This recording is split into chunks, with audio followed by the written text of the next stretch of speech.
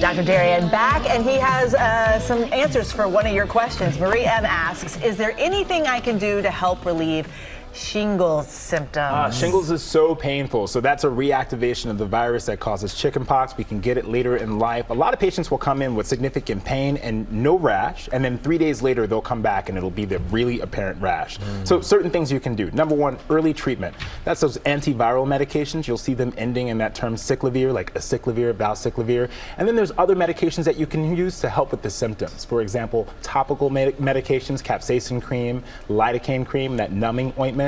And there are also certain medications that we use for other things, like seizure disorder medications and antidepressants for patients who have significant pain after shingles is gone. That's a problem called post-herpetic neuralgia, which is when you get the pain of shingles without the signs, and that can be incredibly uncomfortable.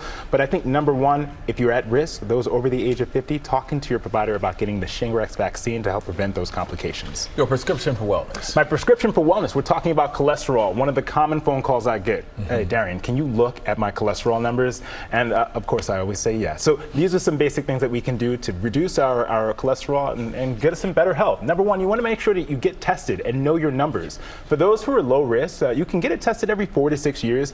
But if you're higher risk, or if you know that you have a family history of high cholesterol, you want to increase that frequency. Remembering that exercise is really a helpful factor in reducing your cholesterol. And the reason why is because it raises that HDL, or good cholesterol. And then looking at your diet, limiting things like saturated foods and trans fats. And then, of course, considering medication if you're having difficulty changing that number. I always tell this to all my friends, if you want to focus on lifestyle, it'll take about several months often to change your cholesterol numbers. If you want to use medications, it's usually about 6 to 8 weeks. And sometimes you can use a combination of both. You can start on medication while changing your lifestyle, and then you can ease off that medication, but knowing your numbers is the first step.